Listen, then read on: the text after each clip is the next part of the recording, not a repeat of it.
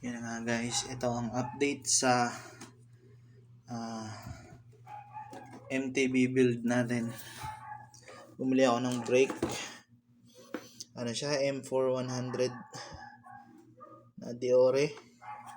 Ayan siya guys. Yan. Nabili ko siya sa sa Shopee 13 hindi 13 3,581. Yan siya. May box. Yan.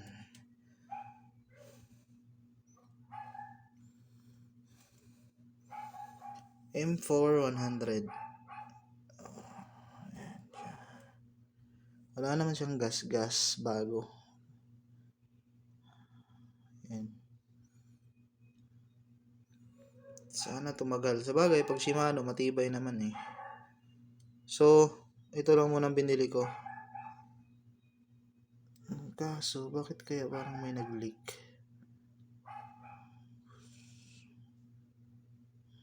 Yan.